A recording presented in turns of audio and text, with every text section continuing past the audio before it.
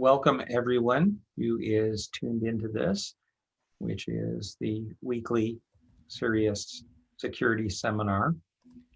It is with pleasure that I introduce today's speaker. By the way, I'm Gene Spafford. I'm not up on the screen, but that's who's speaking as the disembodied voice here. I'm really pleased to introduce the speaker because she got her PhD with me as her advisor a few years back and has gone on to continue to do great things. Kelly came to the program not immediately out of school as an undergraduate, but having occupied a number of very interesting roles out in the real world with work in advising and running various organizations, bringing a wealth of experience to her degree program, and just did a wonderful job here. I note several of her classmates are in the attendees list, people who had taken classes with her and were here at the same time. She's now the CEO of an organization called Sightline Security, which is a registered nonprofit organization that provides security advice to other nonprofits. And I'll let her tell you about that. I think you'll find it really interesting because most of us, when we think about security, either think of governmental issues or we think of commercial issues, but there is a very big area where cybersecurity is necessary as well. And these are the organizations that support our charitable organizations. So with that said, let me introduce Dr. Kelly Masada. Thank you, Spaff. Hi, everybody. I'm beyond thrilled to be back at Purdue, even virtually, to share with you some results from the field in an area that I'm very, very passionate about. So let me kick off by saying it was a lifetime ago that I presented my first time at the Purdue Weekly Seminar in 2012. And let me just give you a quick frame of reference of who this person is that I'm showing you. In 2012, I was an MBA in marketing and business development, but I was a victim of cyber stalking. And through a series of wonderful events in my life, I met Dr. Eugene Spafford, and Spaff invited me to give a talk at Purdue in these weekly series and encouraged me to do so in saying that my perspective as a survivor of cyber stalking had a place in the field and I needed a place to share my story. And this was the first time ever that I spoke about my experience and how it really sort of transformed my thinking around not only my own situation, but also how I looked at security overall. It also inspired me to apply to the PhD program at Purdue. So for me, this was the very first step in an exciting journey that has now led me to coming back 8 years later to share some really exciting insights with all of you. So a little bit more, as I mentioned, I am officially a PhD graduate from Purdue University. Such an amazing program, and I feel very, very honored that I had the opportunity, even very late in my career, to earn a PhD, partly as a response to my personal situation as a survivor of cyber stalking. I also was former director of communications for the Tor project, so I got a glimpse of open source communities as well as anonymizing technologies through my time at Tor. Currently, I am also the president and executive director of the Open Information Security Foundation. We build Suricata. If you don't know what Suricata is, and if you are at all interested in network security, please check us out. We're an open source technology. And we're very, very cool. So check us out. But The hat that I'm wearing for this presentation is I'm founder and CEO of Sightline Security, as Spaff mentioned, and there's a whole story around Sightline that I'm really excited to share with everybody. So for any of you who have embarked on a PhD program, you sort of know the drill of you present a proposal when you get to dissertation, and that proposal is supposed to advance the field of study that you are under. And when I proposed my dissertation, I really stepped back to think about what were the things about not only my personal journey, but sort of where I was seeing myself in the space of security post-graduation. And so I started to think about the organizations that I reached out to for help when I was at my lowest. And many of those organizations were nonprofits. So I started to look at sort of the security posture of nonprofit organizations. This was in 2015. And what I discovered was that, holy cow, nobody was thinking about nonprofits. Nobody was even discussing nonprofits in regards to information or cybersecurity. So I thought, oh, this is a great place. I'll step in, wrote this amazing proposal. I thought it was amazing. I got about 10 minutes into it, and Spaff and my other community members said, wait a second, don't save the world yet. Get the PhD, then go save the world. So what I did was I narrowed my focus and I did gap analysis on the security preparedness of organizations working with victims of violence. So instead of the entire nonprofit sector, I narrowed it down.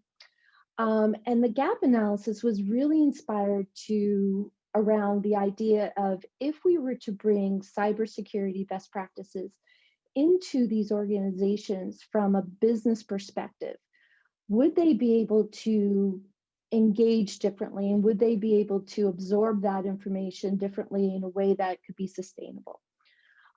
So I was lucky enough to coordinate my research through 2 national organizations, and through those organizations sent out 500 surveys.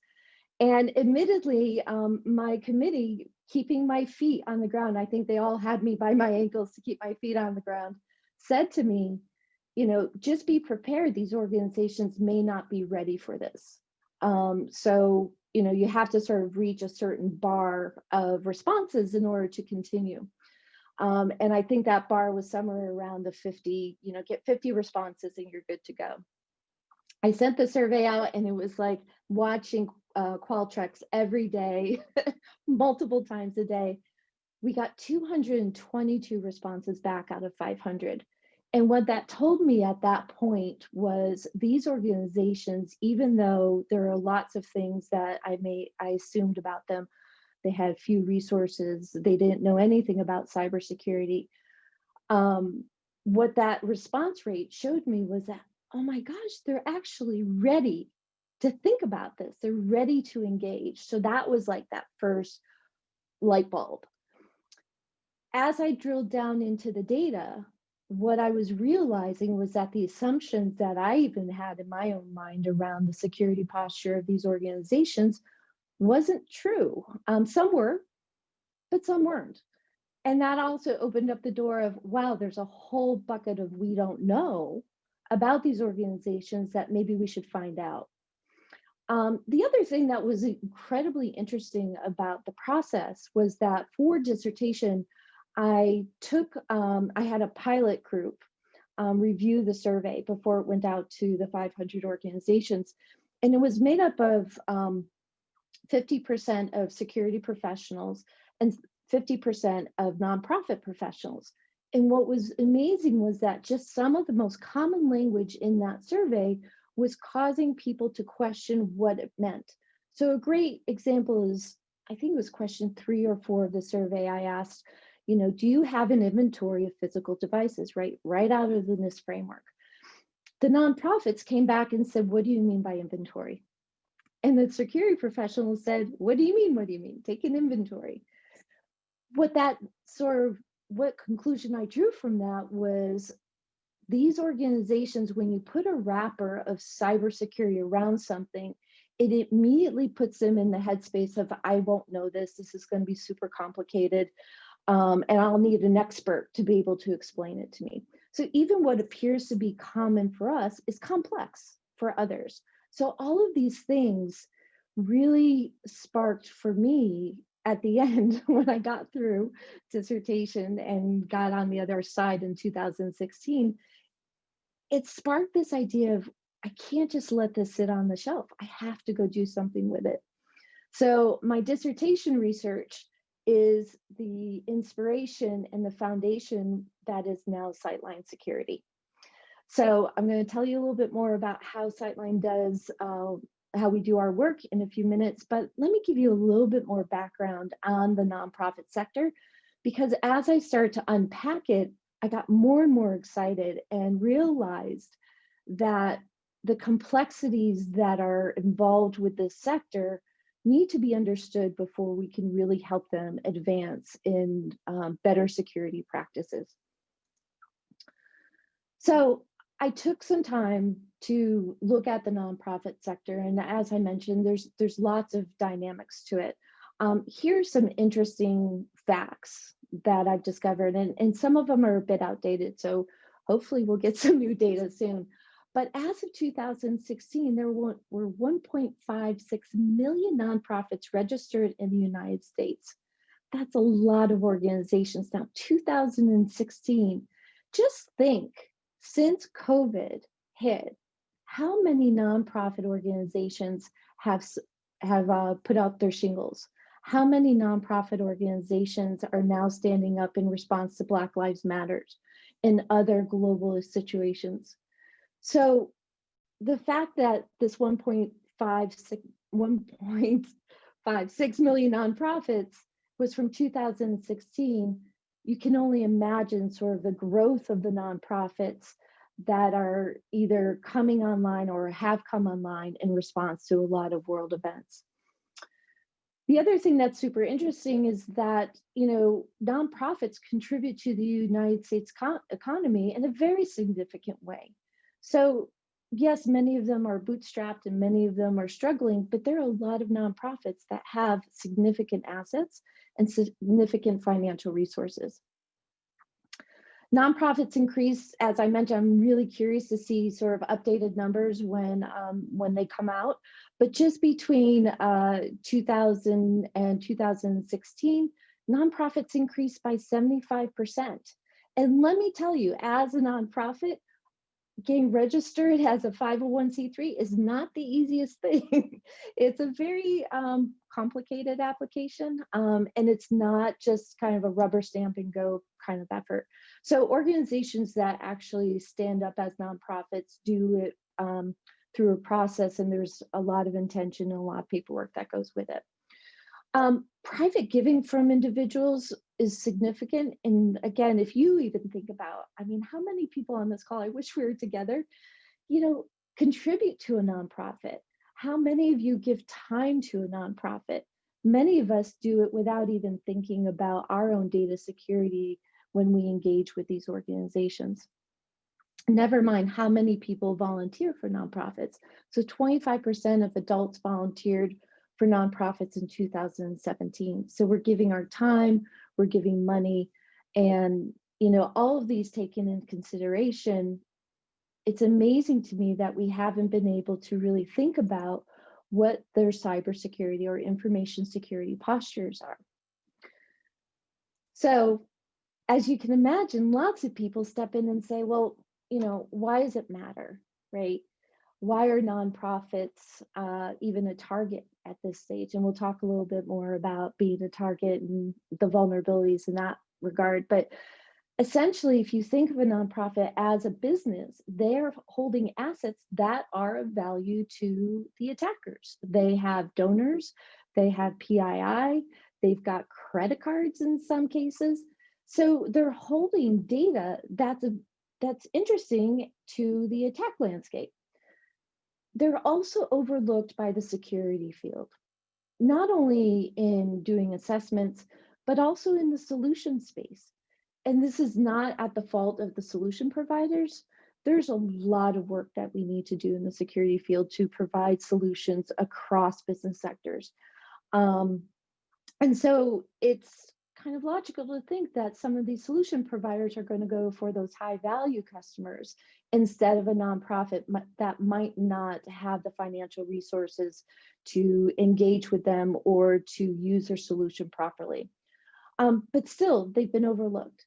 They're also targets for attack.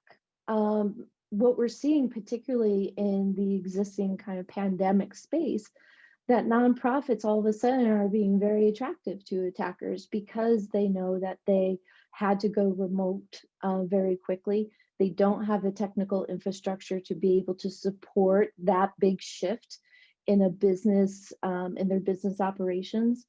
And so, you know, pre and post COVID, these organizations aren't immune to a cyber attack. So we have to help them sort of understand all of these elements, as well as help the security field fit the nonprofit sector into the equation. The other thing that's really been interesting, and I come up across this a lot, particularly these days, are these assumptions that we carry. And I had them, trust me.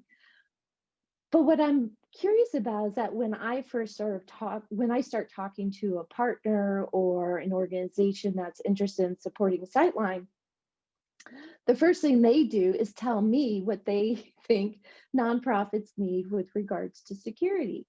And they do that, you know, good-heartedly, but they do it with a whole bunch of assumptions.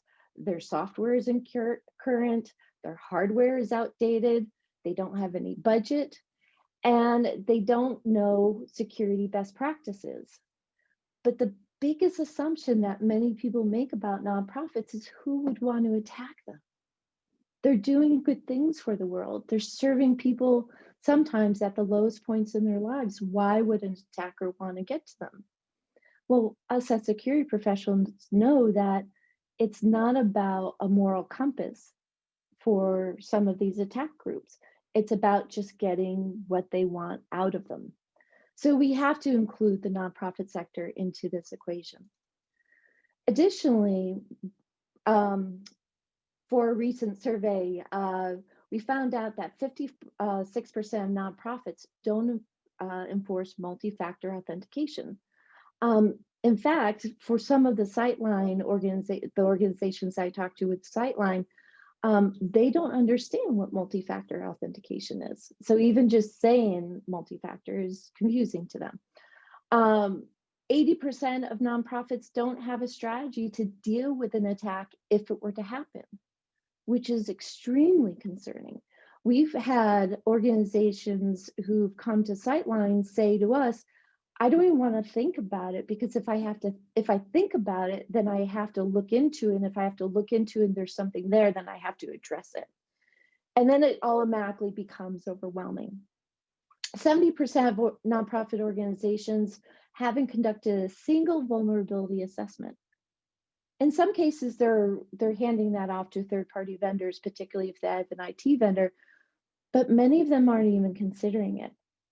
So my message here is that sometimes our assumptions about nonprofits are right, and sometimes they're not.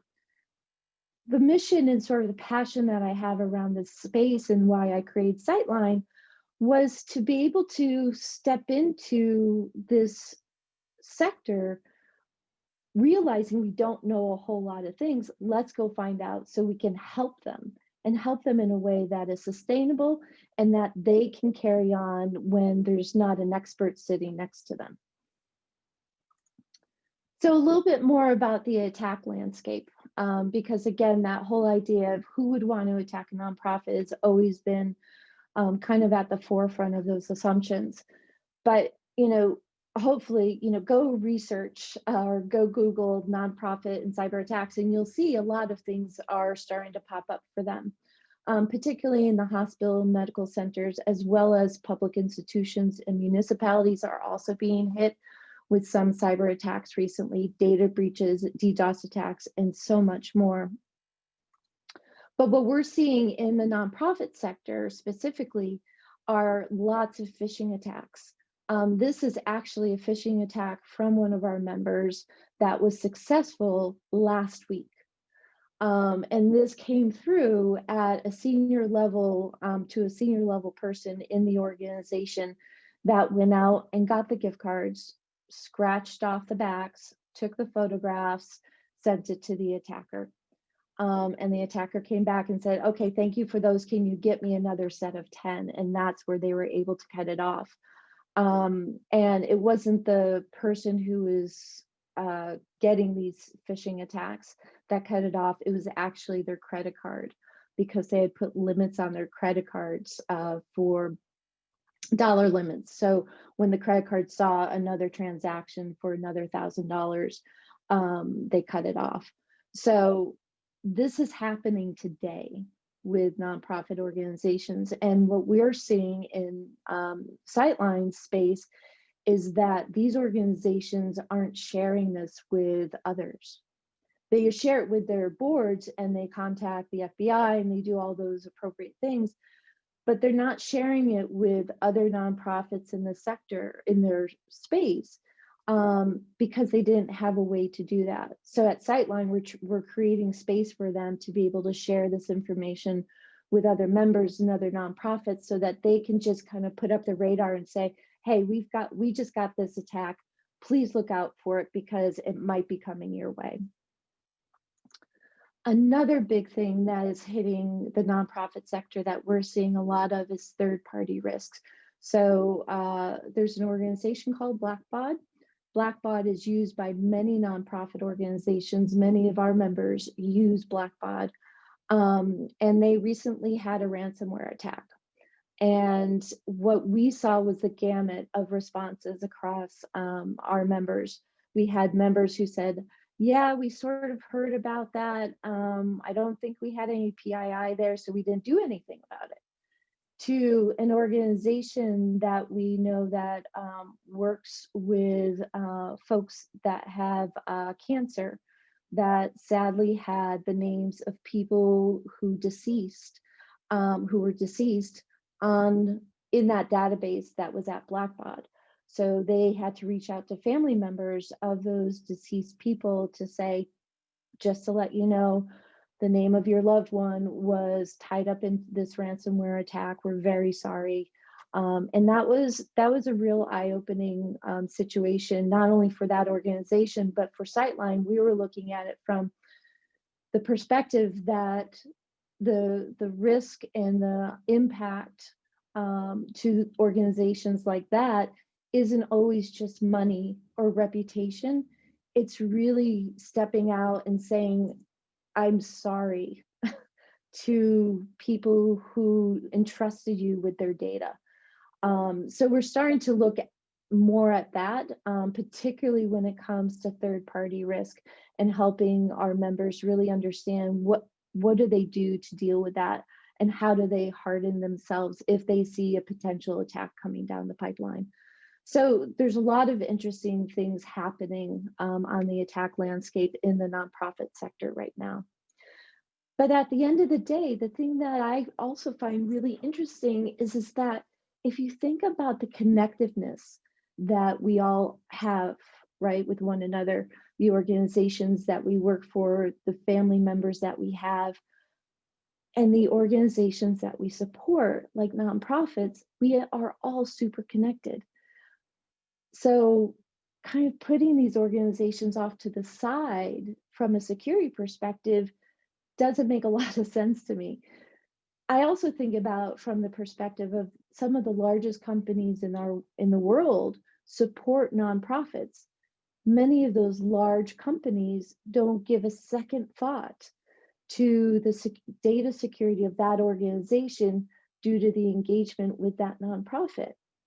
So even though we're all connected, stepping back and saying, okay, I'm connected to something that I'm not sure what their data security posture is. I'm not sure what their protocols are. I'm not sure what they're holding of mine or what they're doing with it.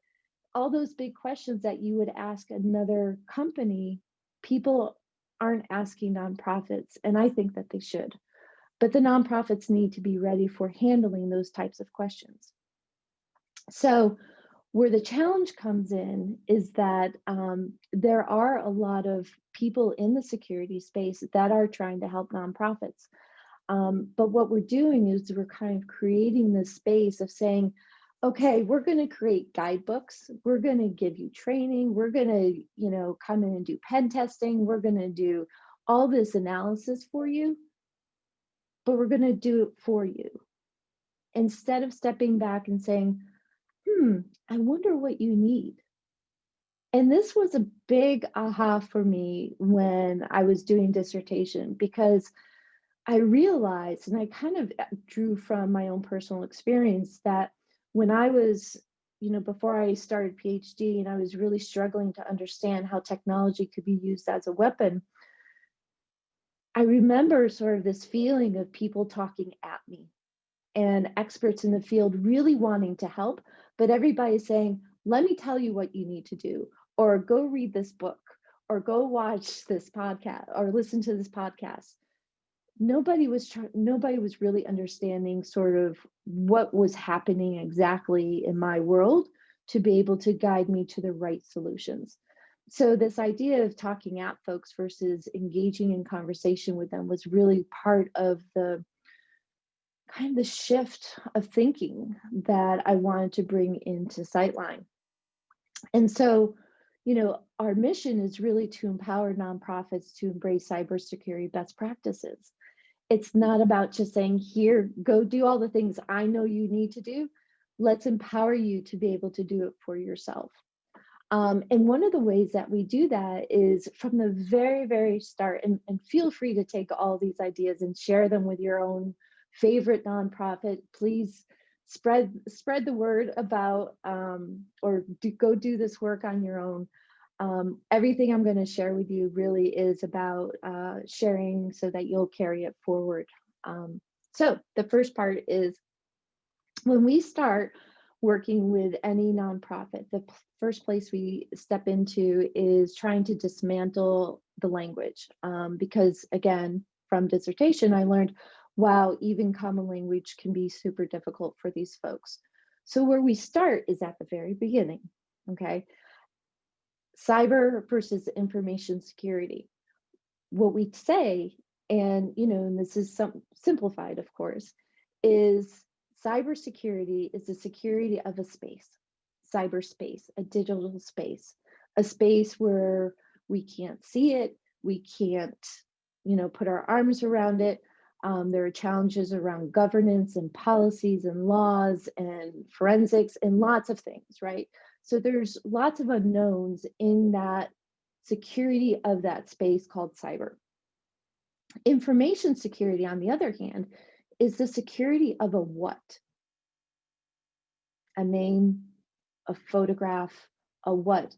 Information, something that you can maybe even touch because it could be hard copy. You could see it on the screen. It's the information of a what? Something that you could actually put your arms around. And the most astonishing thing happens when you explain those very simple differences to a nonprofit. They immediately shift from thinking, oh my God, cybersecurity, magical people, super smart people coming in and going to fix everything for me, to information security. Oh, I can do that. I know my business and I know what assets and what information we hold in our business and what's important. So the shift automatically goes from, oh my God, I need an expert, to, wow, I can do that. And that shift is what makes the follow-on work possible. So at Sightline, what we do is, before we ever offer or suggest any solutions, we actually help them look at where they measure against the NIST cybersecurity framework. And I'll tell you how we do that in just a minute. But we help them sort of figure out where they sit, because how do you know what solutions to buy, to use, to spend time on before you know what you need? So we do the assessment first. But then once they have the assessment, we don't just say, here's a fancy report with lots of complicated things, go forth and good luck. We sit and have a conversation. So we talk about the outcomes of the assessment with our members to say, look, this is where you measure, this is data. This is where you sit. Here are some opportunities. What would you like to do next? Because it's also very interesting when you're sitting across the table from a nonprofit organization and you sort of present, this assessment. And by the way, they're so involved in the assessment, they know exactly what's coming. But you sit across from them and you say, what would you like to do next? They already have stuff in the pipeline. They already have things on their mind. We've seen some organizations in the middle of the assessment make the improvement that they see is needed in that instant, because they're like, oh, we can fix that. We'll go do that right now. So the nimbleness of these organizations is actually really inspiring, because you can say, oh, great, you did that. Let's check that box. Let's move on to the next thing. But the idea behind this process is to say, let's figure out where you are against security best practices. Let's have a conversation about what makes sense for you to do next. And then let's put you in touch with organizations and people and experts and guidebooks and training and whatever you need to be able to make those changes stick. And you don't have to do everything. As many of you know, security isn't a fixed point in time. Security is a moving, dynamic, constantly changing, making my head hurt kind of environment. So we have to let these organizations understand that this isn't something you just do as a special project in 2020 and then you put it away for 2 years and pick it up again. This is part of a business function that helps keep your organization secure, because all of these organizations are interacting with technology and they're doing it in a way where they could be putting their business, the people they support, or others at risk. And then what we're also doing is we actually started a community forum for our members so that they could share best practices. And we were doing that in partnership with the Global Cyber Alliance.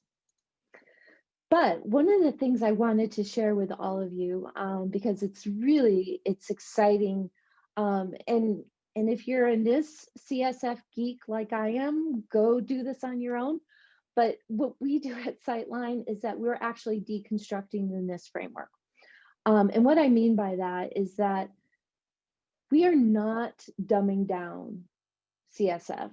And we focus on CSF right now because it connects so well to other frameworks. That's easy to do the mapping. Eventually, I imagine as Sightline grows and as our work grows that we will focus on other frameworks. But for now, we're focusing on CSF. And what we do is we do 5 different steps. And one is that we deconstruct the subcategories into friendly descriptions. And what I mean is that we take it and we say, if I was standing in line at Starbucks, or if I was at Grey House, which is my favorite coffee shop at Purdue, if I was standing in line at Grey House and I wanted to explain to somebody physical devices and systems within the organization are inventoried, right? Super simple. What does that mean to a non-security person? So we create a friendly description. That friendly description then informs us, kind of calibrates our thinking to the nonprofit sector, but it also calibrates our thinking to understand what is the needed response. What does success look like if you were to check that box of that control? And so then you start sort of unpeeling that. The next thing is you write the assessment question. Like, I will fully admit that when I did dissertation, I looked at the NIST CSF and I wrote questions, right? It just was logical. This process, I find, really helps people to, first of all, put your mind in the frame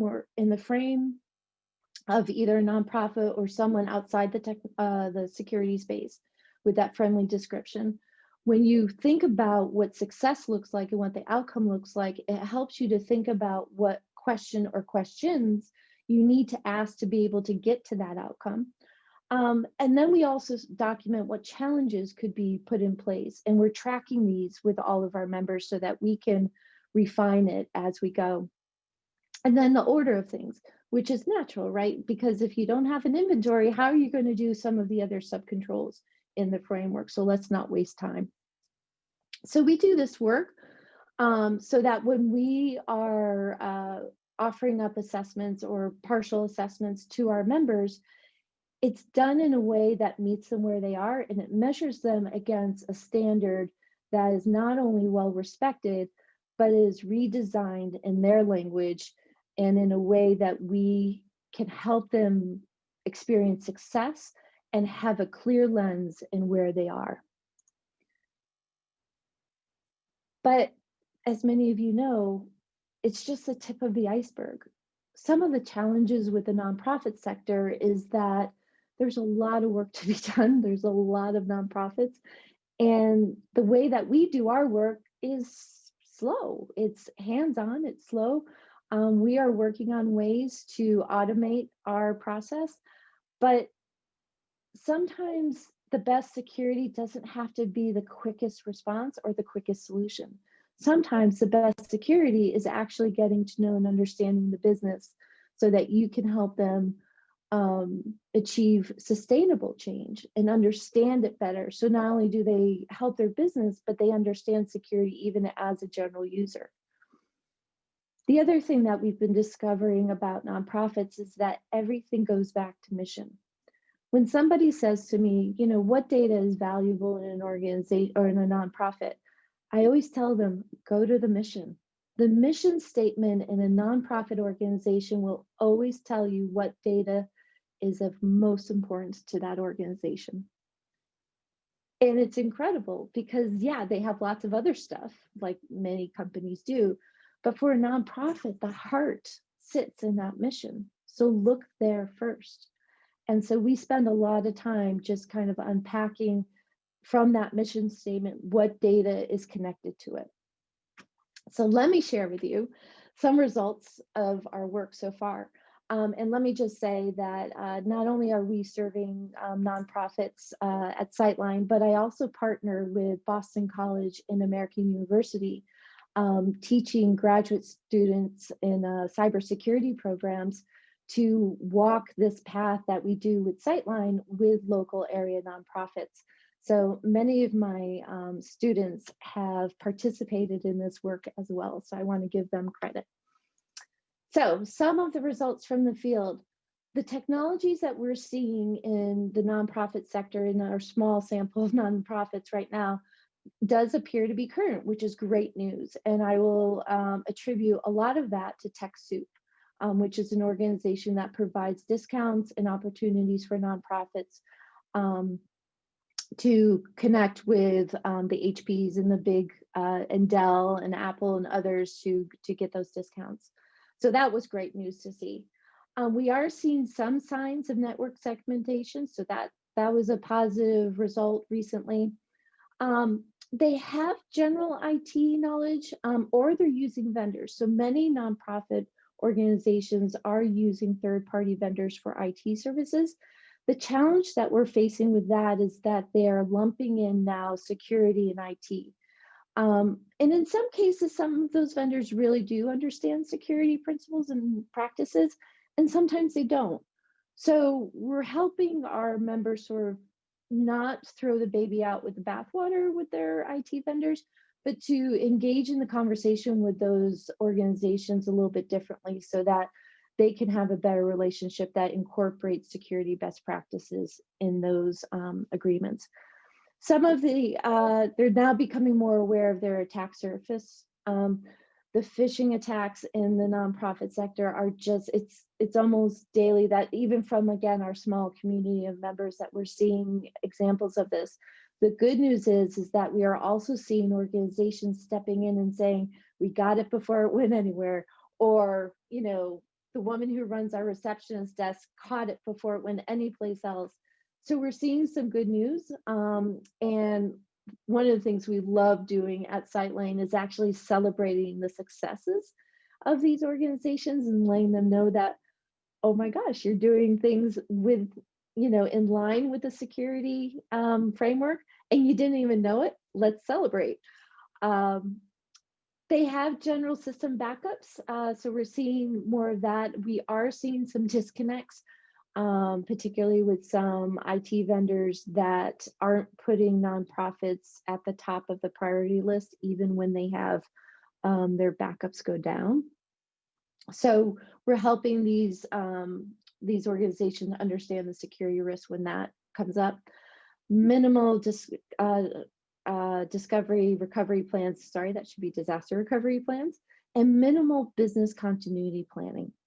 Even in the current COVID environment, we are seeing nonprofits, well, first of all, they shifted many of them really quickly to remote space. And some of our organizations are actually helping people put food on the table.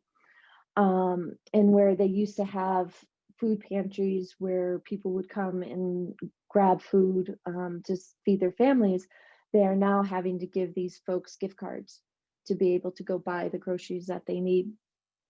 Many of our organizations that we're seeing don't have the business continuity plans to be able to handle things like COVID and other world events. So we're starting to look more at that.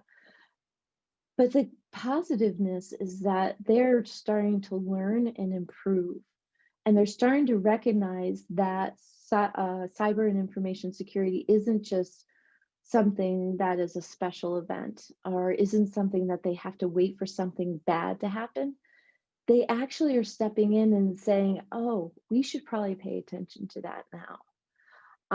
And that to me is opening up the door even wider for us, as the security field to walk in and say, yes, you're ready, let's go, we can help. But the other things we're seeing is that there's no such thing as perfect security, right? We all know this. But I think sometimes the impression that, particularly in the nonprofit sector, is that, oh, a cybersecurity professional is going to come in, they're going to know everything, they're going to do everything. And we know that that's not the case, but I think we need to do a better job at being humble with these organizations and say, security is a moving target. We are doing our best. Let's figure out where you measure against best practices so we can help you in a meaningful way. Nonprofits may not have all we want, right, in terms of security, but they have more than what we think they do. And it's really, really great, as I mentioned, to celebrate those successes. Looking at cybersecurity from the business and the mission is critical for these folks, and it really, really does make a difference. But finally, weaving best practices into the business function changes the dialogue every single time. If you take cyber and information security out of the, oh my God, you're going to get attacked. Oh my God, you're going to get phished. Oh my gosh, your vendor's going to have a ransomware attack. If you take all of that out and you just say, this is smart business. You have data and you have donors and you have a board of directors and you have people that you serve. You owe it to them to protect the data that you hold. And that's where it becomes real for them. But the most critical thing that we are seeing as far as insights are is that it's all around the language. Like for many nonprofits, if you go in and say, what assets do you have? They're like, what do you mean? Or if you say, what is your intrusion detection system like? What? So we're realizing that it's not about dumbing anything down. It's about being mindful around the language that we use with these organizations that makes the greatest impact. So a challenge that I have for you is that maybe tonight or tomorrow or sometime soon, just ask someone, take one of the NIST subcontrols and bring it in front of one of your family members and say, do you know what that means? Does that make sense to you? And you'll be surprised at how the language really does kind of put up these barriers that we need to help break down in order to make security more accessible for folks. So just a few more thoughts, and then we'll open up for questions. I hope that this talk will inspire you to go out to your local nonprofit, maybe help them out. If you do, here's some suggestions on how you can do work with them in a way that will be useful to them and rewarding for you. One is to help them see what they need, okay? Instead of just telling them what they need, help them see it. And that's where the assessments come into play, is that they see what they need, they're not just being told it. Spend time with them to understand how their business works. You'd be amazed.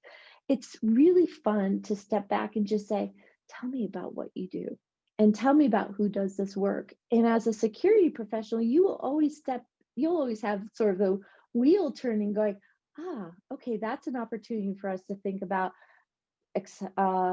access control. Oh, that's really an opportunity of, I wonder where that data sits. I wonder if you have an end of life policy around that equipment. So as they just talk about their business, you start thinking about sort of what parts of the security controls that you can point them to, and it helps to make the work even more accessible for them. And last, give help that's sustainable for them. Lots of times, we do this at Sightline all the time. We will be with our partners or our members, and we'll be like helping them do an assessment, or we'll be talking them through a situation, and we know where we want them to go. And it takes a lot of control to kind of step back and say, okay, they may not be able to fulfill my desires and where I want them to be. How do I help them get to where they need to be as safe as they can be in this moment, and be okay with that? But all of this work, and what makes it so exciting is that the more that you engage with them, the more they understand it, the more they do it for themselves, the more they're actually making the greater space better secure, right? Part of my inspiration and my passion around Sightline is that I just imagine that if we help these nonprofit organizations embrace and understand security in a way that truly is like embedded in them, they will carry that out into the world with them. They will be better stewards of security best practices than we could be with the people in their circles. And that's a wonderful thing to do in passing it forward. So I'll leave you with a quote that I love from Steve Jobs: simple can be harder than complex.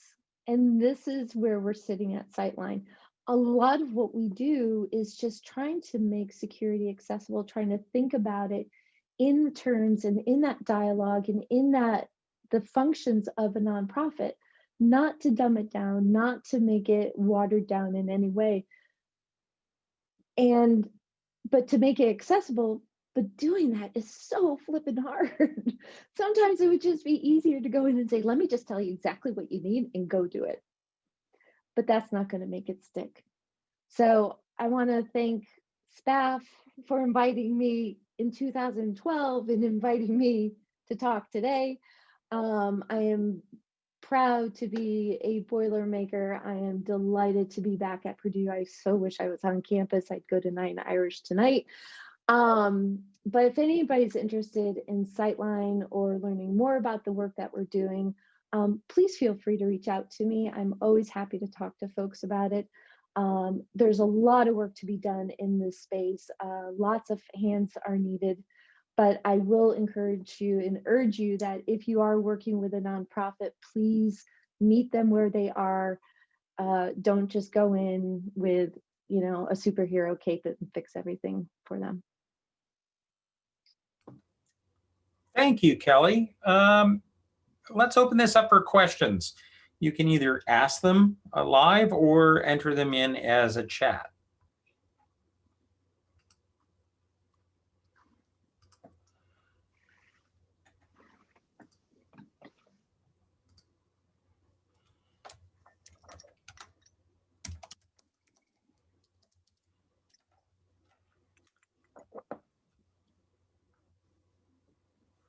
Well, we've got one compliment, but not a question. So,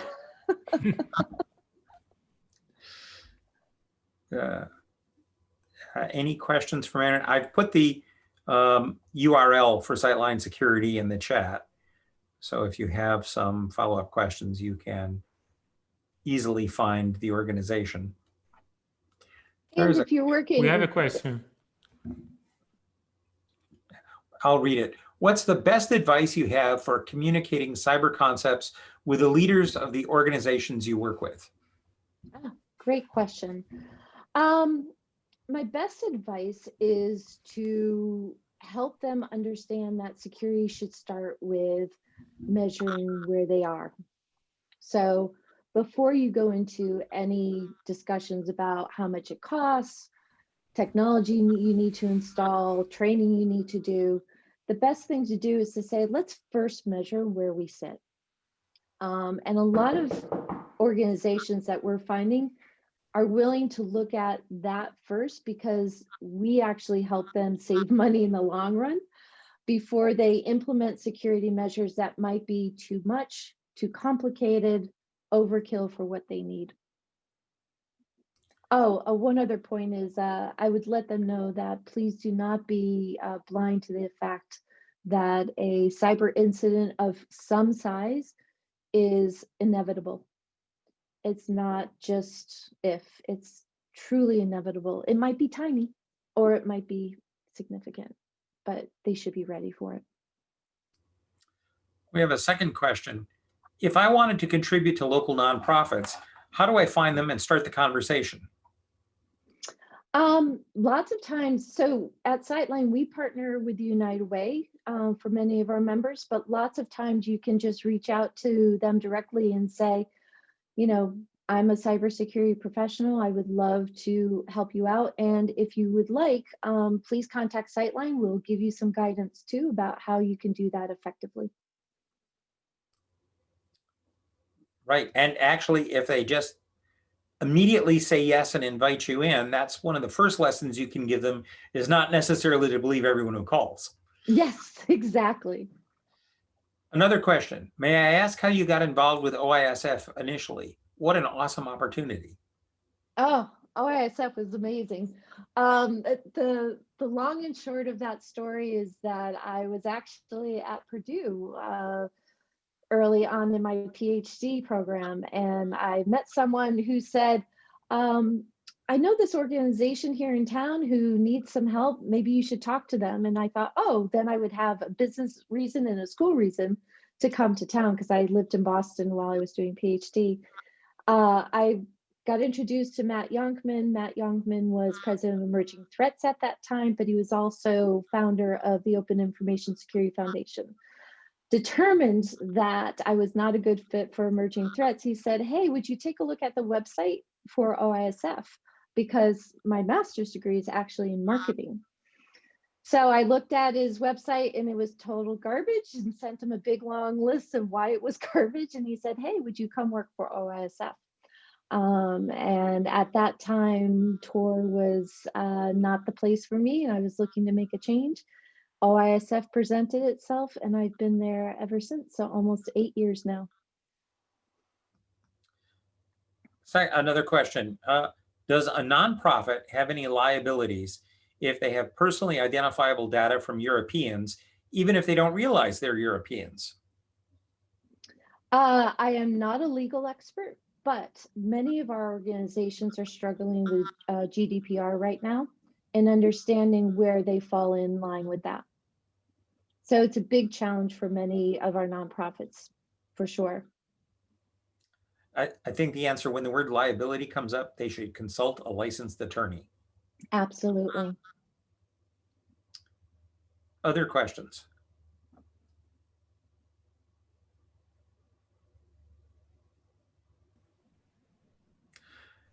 Well, it doesn't look like any are forthcoming. Thank you again, Kelly. We look forward to seeing you in person before too long. Actually, I think I can say I look forward to seeing almost anyone in person in the not too distant future. Yeah. But it would be especially good to see you again back here on campus. Well, I would be delighted, and and I hope folks are inspired to look at nonprofits a little bit differently. They do great work out there in the world, and they are very much at risk these days. So we're going to save the world one nonprofit at a time is our motto at Sightline. Great. Well, we have the URL there if anybody is interested in a follow-up. And Antonio, do you want to say anything about next week's talk? I guess so. Next week uh, will not be